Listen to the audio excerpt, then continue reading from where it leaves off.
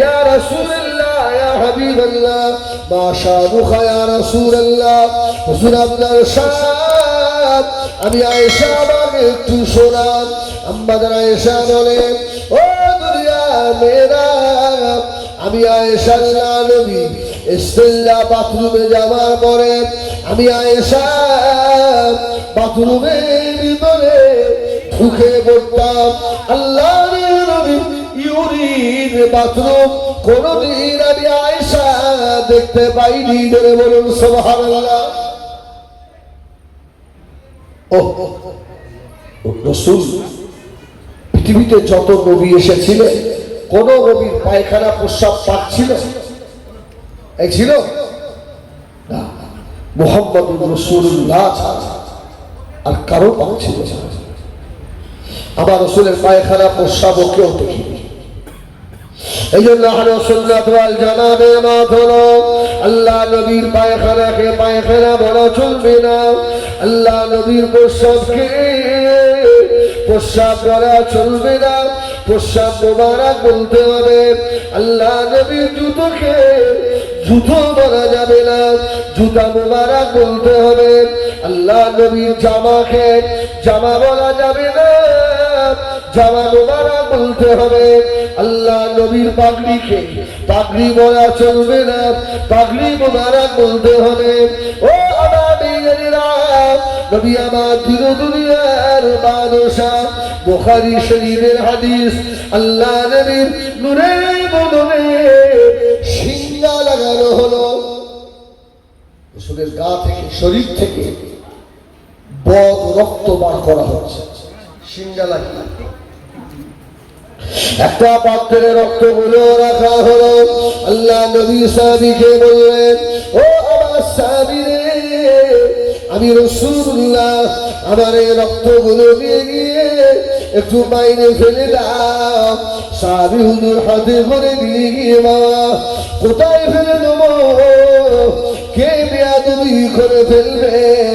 এই না মনে করে রক্তটাকে ধাপ করে পান করে ফেলেছে। জোরে বলুন সুবহানাল্লাহ। খালি পাত্র হাতে করে আল্লাহ রাসূলের সামনে আমার নবী বললেন রে রক্ত কোথায় ফেলবে? সাহাবী বললেন ইয়া রাসূলুল্লাহ কোথায় ফেলবো? কেউ যদি বেয়াদবি করে এমন এক জায়গায় রেখে দিয়েছি জীবনে আর বেয়াদবি হবে না। জোরে বলুন সুবহানাল্লাহ। আরে বাবা কি করলে বলো? ইয়া রাসূলুল্লাহ পান করে ফেলেছে। আমার রাসূল বললেন যা, যে শরীরে মুহাম্মদুর রাসূলুল্লাহর খুন ঢুকেছে ওই শরীরটা জাহান্নামের জন্য আল্লাহ হারাম করে দিয়েছে। সুবহানাল্লাহ বলে। আমাদের শরীরে রক্ত আছে, এই রক্ত বার হয়ে গেলে হালাল না হারাম? বলো না হারাম। নবী পাকের রক্ত হালাল। সুবহানাল্লাহ বলে। আমার ভাইয়েরা সোনা মানিকেরা, শুধু তাই নয়, আল্লাহ নবীর প্রস্রাব মোবারক সাহাবী পান করে ফেললেন। আল্লাহ নবী বলেছিলেন ও আমার সাহাবী আমার প্রস্রাব করে ফেললেন। ইয়া রাসূলুল্লাহ ইয়া হাবিবাল্লাহ এত সুন্দর মিষ্টির ঘ্রাণ আমি খেয়ে ফেলেছি, তারপরে নিয়েছি। আল্লাহ নবী বলেছেন সাহাবী রে ও আমার সাহাবী রে যাও চলে যাও। আমি রাসূলুল্লাহ বললাম ওই পেটের জীবনে কোনদিন আর লোভ হবে না। আমি নবীর রক্ত শরীরে ঢুকেছি। ও আমার ইলাহিরা, নবী আমার দিন দুনিয়ার বাদশাহ হাবিবুল্লাহ জনাবে মুহাম্মদুর রাসূলুল্লাহ সাল্লাল্লাহু আলাইহি ওয়াসাল্লাম বারুই রবিউল আউয়াল শরীফে আল্লাহ নবী ফুরি দরো দিতে এলেন। আম্মা জান হযরত আমিনা বলেন আমি আমিনা বড় চিন্তিত হয়ে গেলাম। খুব গভীর মনোযোগ। তবে এরপরে নতুন দু একটা অসুখে নেমে চলেছে যা কোনোদিন মনে নেয় শোনে জোরে বলুন সুবহানাল্লাহ। বাবেরা বলছে স্বামী নেই, আমার তো একটা কষ্ট হচ্ছে, আমি আমেরা মনটা আমার বড় খারাপ, আমি চিন্তায় পড়ে গেলাম। আয় আল্লাহ, আজকে আমার বাচ্চা দুনিয়াতে এসেছে, যে মানুষটা সব থেকে বড় খুশি হতেন তিনি তো আর দুনিয়ায় নাই। আমার স্বামী হযরতে আব্দুল্লাহ আম্মা জান আমেরার চোখের পানিতে মুখ ভেসে যায়। বাবেরা মনে মনে করছে আল্লাহ, বাচ্চা একটু বড় হলে আব্বা তাকে হাত ধরে হাঁটি শেখায়, কিভাবে হাঁটবে এটা বাপ শেখায়। ও রব্বে আল্লাহ, বাচ্চাকে খেললে এনে দেয়।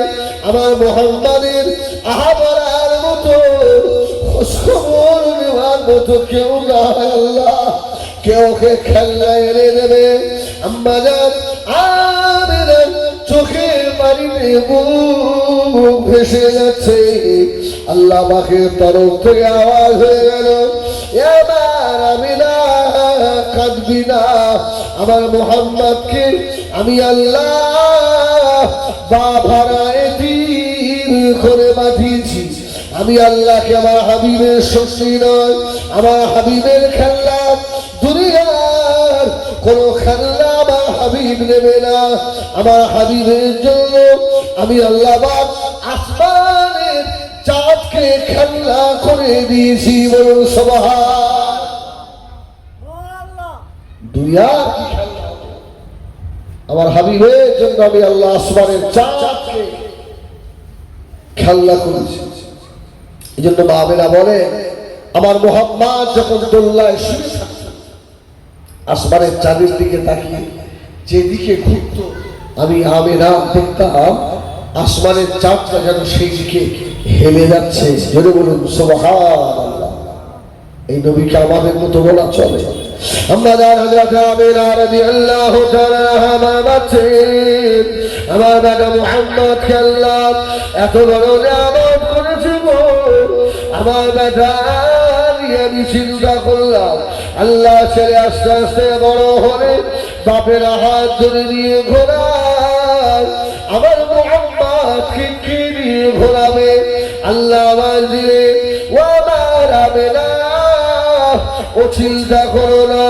সুবহানাল্লাযী ইসরা বিআবদিহি লাইলান মিনাল মাসজিদিল হারাম ইলাল মাসজিদিল আকসা আল্লাযী বারাকনা হাওলাহু লিনুরিয়াহু মিন আয়াতিনা ইন্নাহু হুয়াস সামিউল বাসীর। সুবহানাল্লাহ। দুনিয়ার কোন বাজারে ঘোরাবে? আমার হাবিবকে আমি আল্লাহ বাইতুল্লাহ অথবা উম্মে হানির ঘর থেকে বাইতুল মাকদাস নিয়ে যাব, 7 আসমান ঘোরাবো। জোরে বলুন সুবহানাল্লাহ। আমার হাবিবকে আমি আল্লাহ আমার সিদরাতুল মুনতাহা ঘোরাবো, ওখান থেকে আমার আরশ ঘোরাবো। জোরে বলুন সুবহানাল্লাহ। আল্লাহ পাকের আরশ কত বড়! আরশ আসমান ও জমিনের থেকেও বড়। জোরে বলুন সুবহানাল্লাহ। রাসূলুল্লাহ যখন আরশে আজিমে নামছিলেন, ওই সময় রাসূলের পায়ে জুতা মোবারক ছিল না? ছিল না? এই ছিল তো।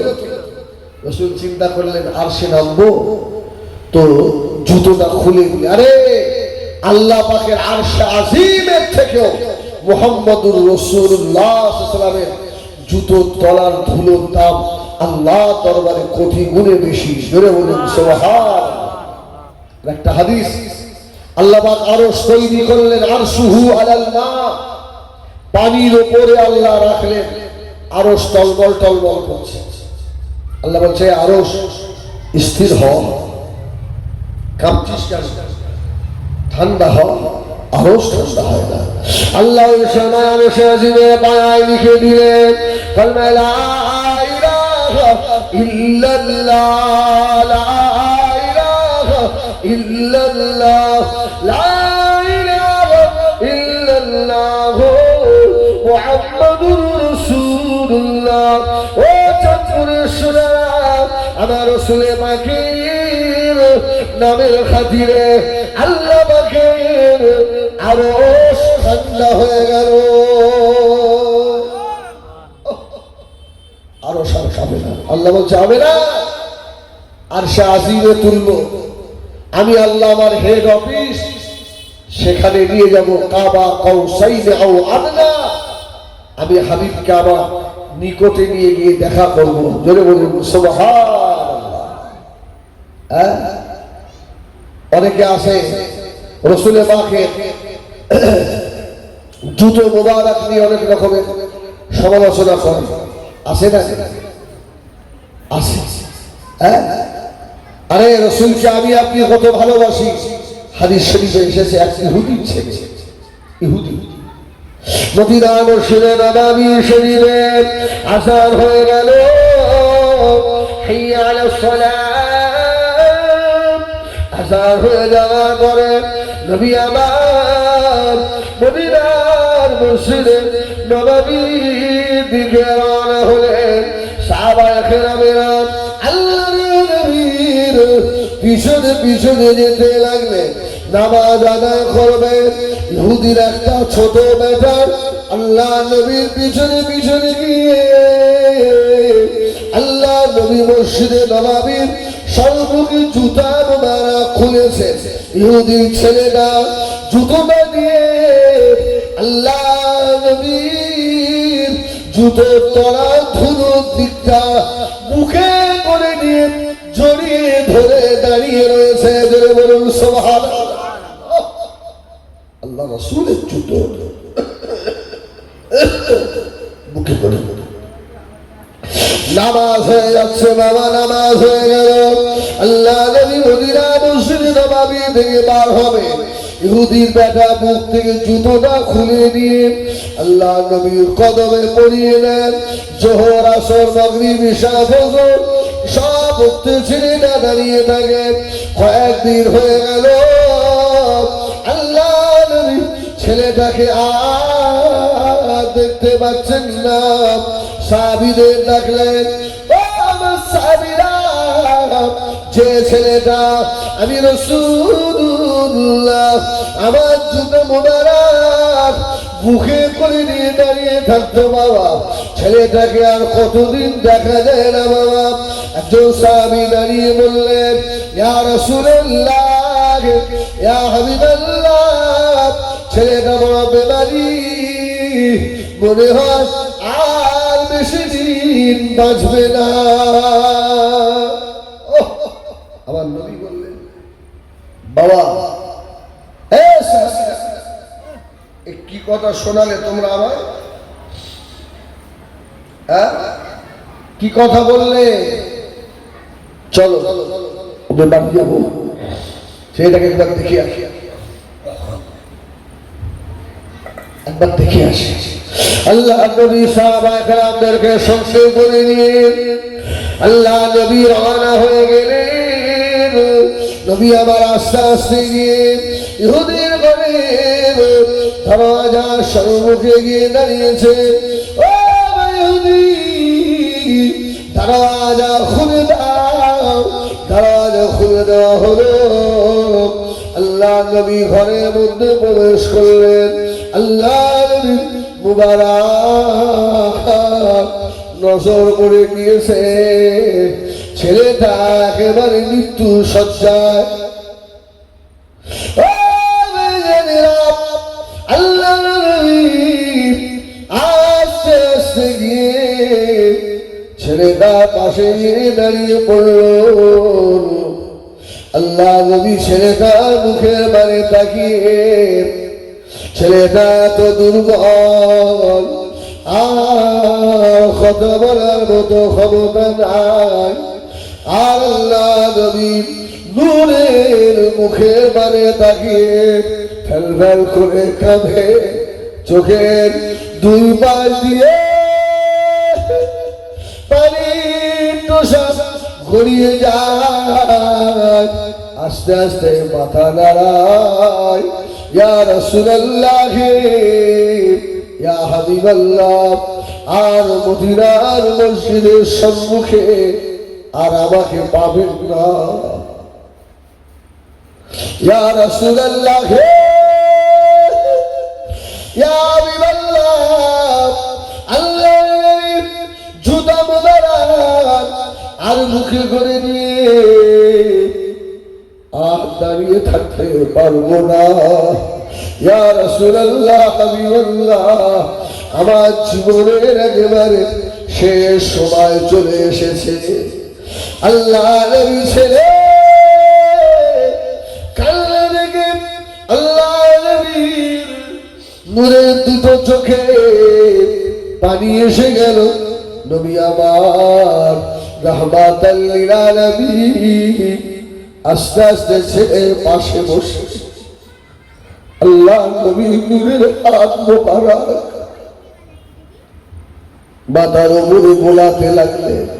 কেঁদো না বাবা ছেলে, ও বাবা ছেলে কেঁদো না বাবা, কেঁদো না কেঁদো না।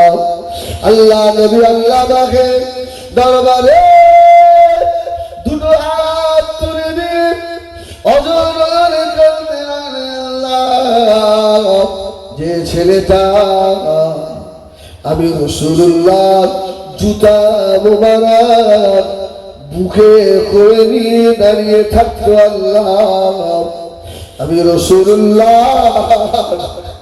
ওযুর পানি তুলে দিত, আল্লাহ আমি রাসূলুল্লাহ নূরের মুখের পানে পাগলের মতো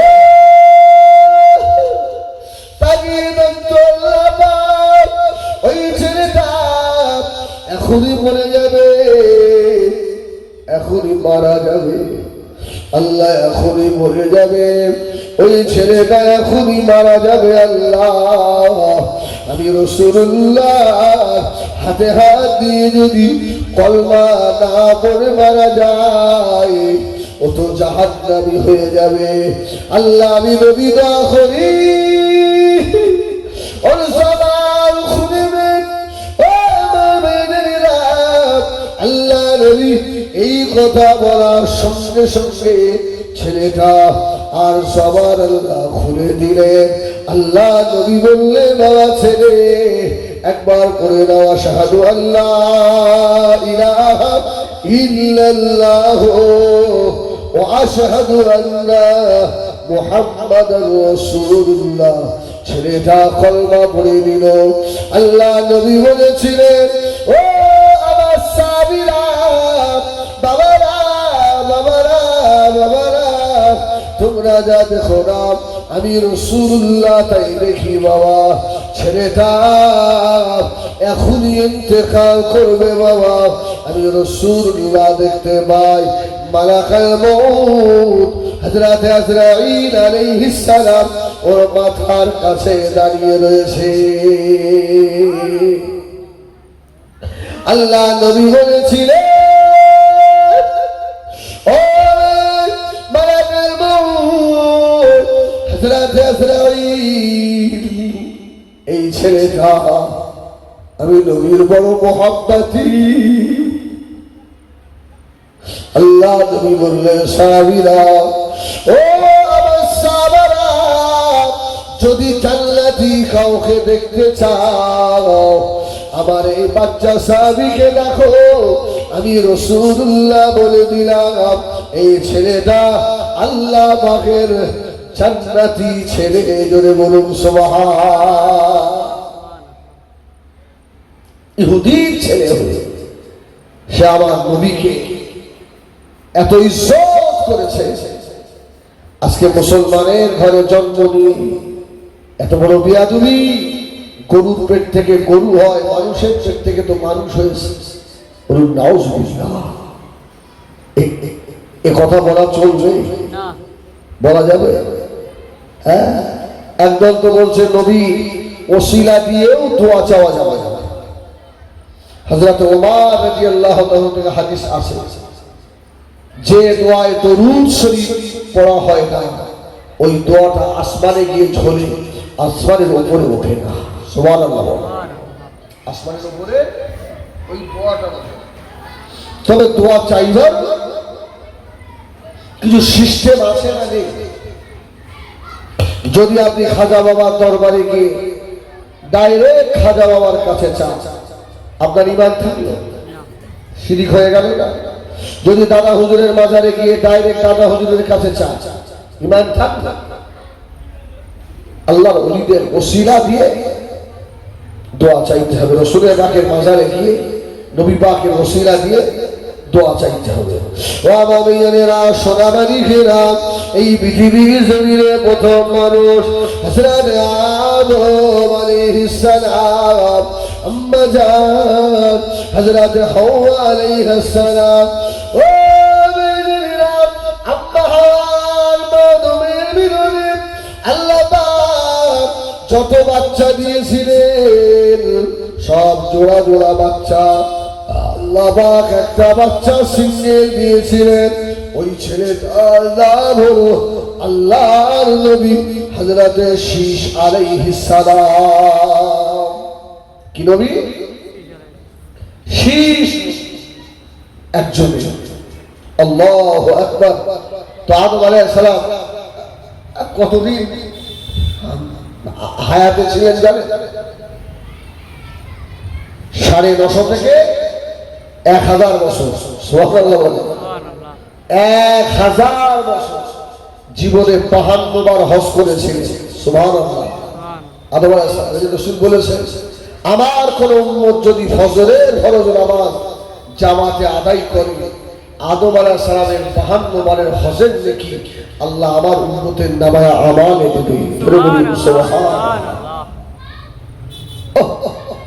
আদম আলাইহিস সালাম ইন্তেকালের সময় ছেলে নবী শীশকে ডেকে বলছে, বাবা শীশ, এদিকে তোর একটা ওসিয়ত করে যায়, জীবনে যখনই দোয়া চাইবি আখিরি নবীর ওসিলা দিয়ে দোয়া চাইবি। জোরে বলুন সুবহানাল্লাহ। আখিরি নবী ওসিলা দিয়ে দোয়া চাইবি।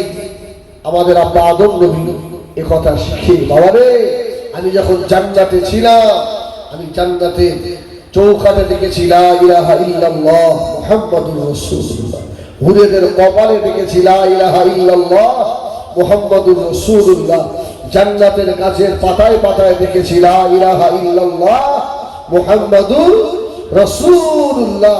350 বছর পরে ওই নবীর ওসিলায় আল্লাহ ক্ষমা করেছিল। বাবা রে, আখিরি নবীর ওসিলা দিয়ে দোয়া চাইছি। আর কিছু লোক বলছে ওসিলা তোসিলা মানে এরা এখন নতুন নতুন আলেমের ভক্ত হয়েছে। এই শয়তান এসে সব শেষ হয়েছে।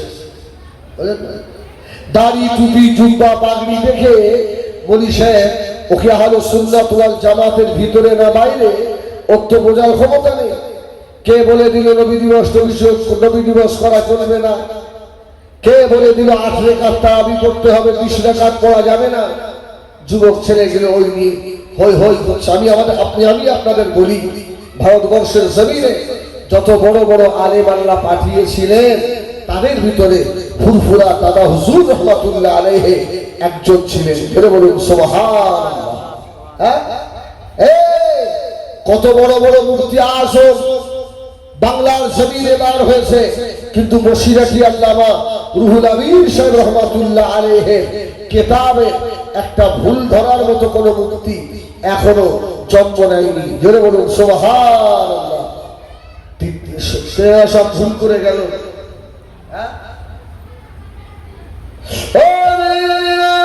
নবী আদম আলাইহিস সালাম বেটা শীশকে দেখে বললেন, ও বেটা শীশ, আমি চলে যাচ্ছি বাবা, তবে বাবা রে,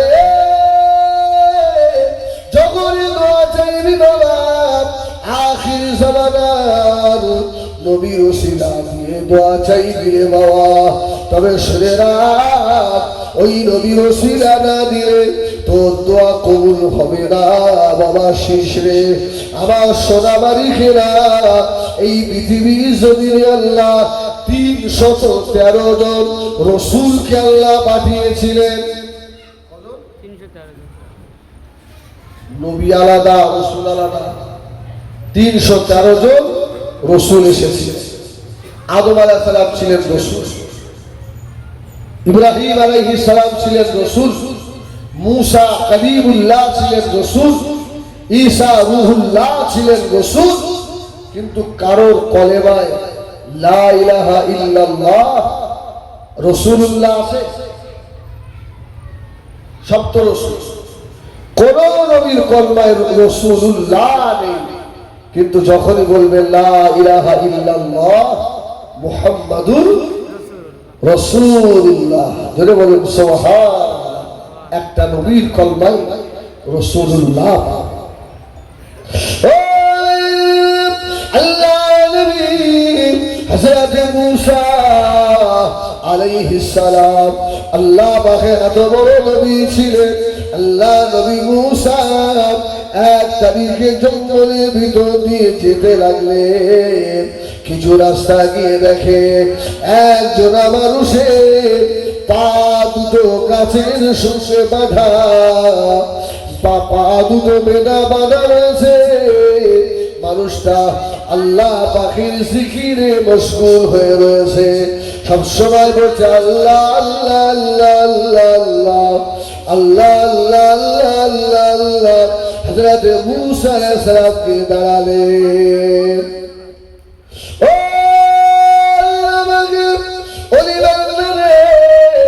কতদিন ধরে আল্লাহ পাকের জিকির করছো বাবা? কতদিন ধরে আল্লাহ আল্লাহ জিকির করো? ওই অলি বান্দা জবাব দিলে, বাবা ছেলে রে, আমি তোমাকে চিনি না বাবা, তবে শুনে রাখো, এইভাবে আমি একদিন দুদিন নয় 450 বছর আল্লাহর ইবাদতে মশগুল হয়ে আছি। সুবহানাল্লাহ, 450 বছর শুধু আল্লাহর জিকির। মূসা নবী বললেন, তোমার মনের কোনো আশা আছে? মানুষটা আস্তে আস্তে বলল, আমার জীবনের দুটো আশা। বলে কি? বলে একটা আশা হলো আমি এ জমানার নবী মূসাকে একবার দেখবো। জোরে বলুন সুবহানাল্লাহ। মূসা নবীর সঙ্গে যদি একবার দেখা হতো। আল্লাহ নবী মূসা সালাম বললেন, তোমার আর একটা আশা কি? বলে আমার আর একটা আশা হলো একটু স্বচ্ছ ঠান্ডা পানি আমি একটু পান করবো। আমার ইয়ারেরা সোনামারি ঘেরা আল্লাহ নবী হযরত মূসা আলাইহিস সালাম ওই সময় বলেছিলেন, বাবা ছেলে দাঁড়িয়ে যাও, বাবা ছেলে রে, আমি তোমার জন্য ঠান্ডা পানির ব্যবস্থা করছি বাবা। হযরত মূসা আলাইহিস সালাম পা জঙ্গলের ভিতর থেকে আস্তে আস্তে পাহাড়ের নিচে নেমে এলেন। আল্লাহ নবী মূসা আলাইহিস সালামের নজরে পড়ে গেল এক ফোঁটা করে পানি পড়ে পড়ে পাহাড়ের ঝরনার পানিতে একটা জায়গায় বেশ কিছু পানি জমা হয়েছে, স্বচ্ছ পরিষ্কার পানি। আল্লাহ নবী মূসা আলাইহিস সালাম ওই পানিটা নিয়ে আল্লাহ পাকে ওলি বান্দা 450 বছর আল্লাহ পাকে ইবাদতে মশগুল ওর জন্য নিয়ে গেছে। জঙ্গলে যেই না ঢুকবে, জঙ্গলের ভিতর থেকে আওয়াজ হচ্ছে, আল্লাহ বাঁচাও বাঁচাও বাঁচাও, আল্লাহ বাঁচাও, আমাকে বাঁচাও আল্লাহ। আল্লাহ রুহুল আযম পয়গম্বর আল্লাহর নবী হযরত মূসা আলাইহিস সালাম একটু আগে গিয়ে দেখে আল্লাহ পাক ছেলেটার পা ওইভাবে গাছের সঙ্গে বাঁধা রয়েছে। এখন শুধু চিল্লাচ্ছে আল্লাহ বাঁচাও, আল্লাহ বড় অপরাধ করে ফেলেছি। আল্লাহ নবী মূসা সালাম বলেন, আমি আগে গিয়ে দেখি ছেলেটার শরীরের উপরে অজগর সাপ দংশন করছে, কামড়াচ্ছে, আর তার চোখের ভিতরে বড় বড় ভেমরুল গুলো শোষ ফুটিয়ে বসে আছে।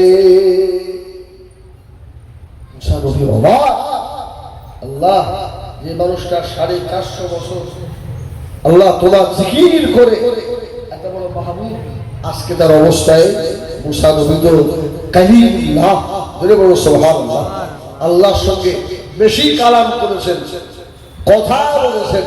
এই জন্য মুসা নবীর লাকাব কালিমুল্লাহ, মুসা আলাইহিস তাসলিম। আল্লাহ কেন এরকম হলো? আল্লাহ কেন হলো? আল্লাহর তরফ থেকে আওয়াজ আছে, মুসা রে, ও 450 বছর আমার ইবাদত করেছে, ঠিক আছে, ও তোমার কাছে পানি চেয়েছে, আমি আল্লাহ আমার কাছে চাইলে কি আমি পানি দিতাম না? সুবহানাল্লাহ বলে, হ্যাঁ, আমি আল্লাহ কবুল করতাম যদি আমার হাবিবের ওসিলা দিয়ে দোয়া চাইতেন। জোরে বলুন সুবহানাল্লাহ। একদম এক মুহূর্তে 450 বছরের ইবাদত সব বরবাদ।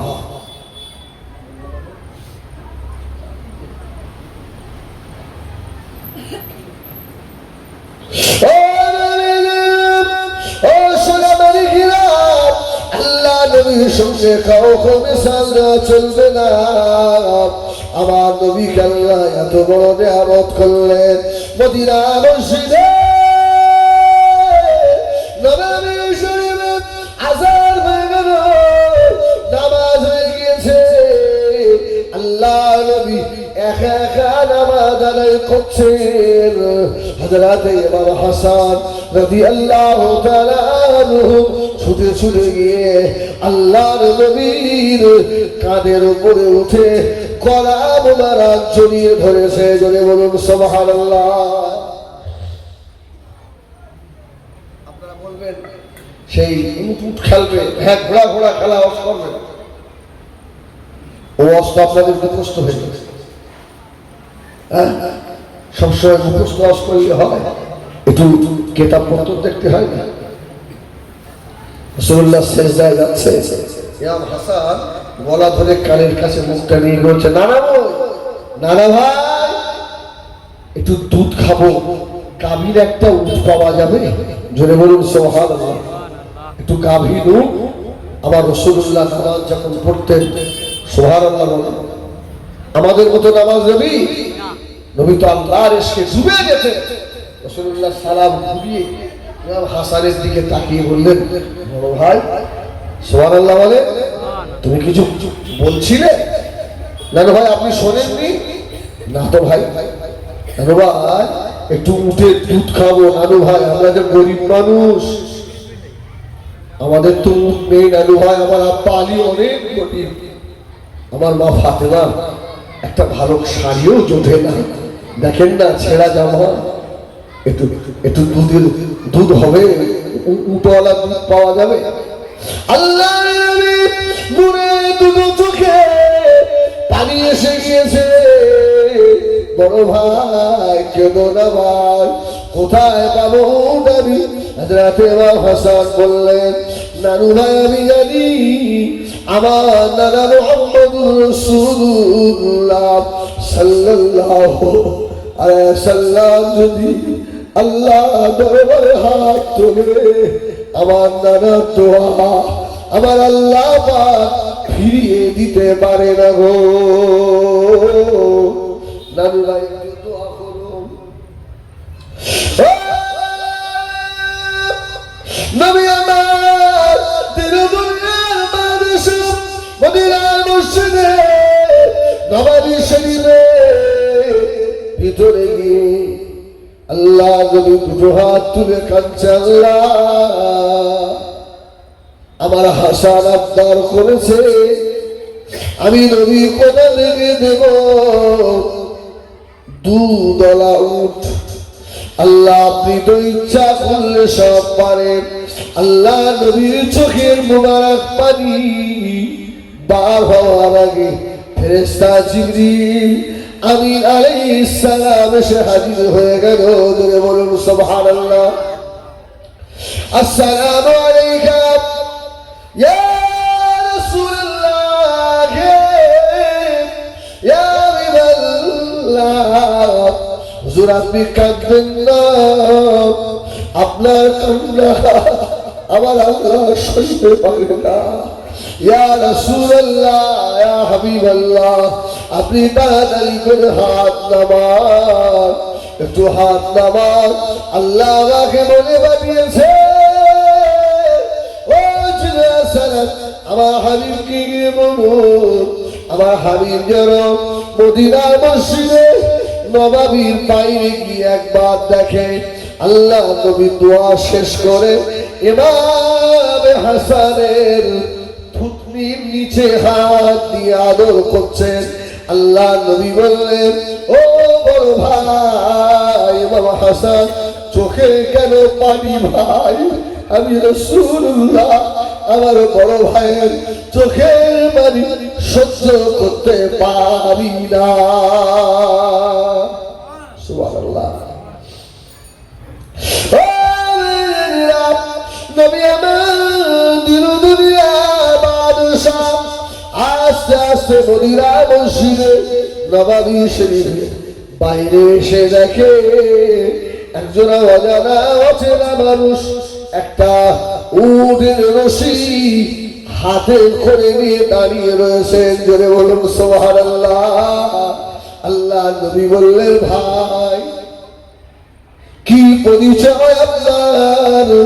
একবার আমাকে বলুন ভাই। কোনো কথা বলে না। ইমাম হাসান গিয়ে বললেন, ও দাদু ভাই, আমি তো এই উট চাইনি, আমি চেয়েছি দুধওয়ালা উট। জোরে বলুন সুবহানাল্লাহ।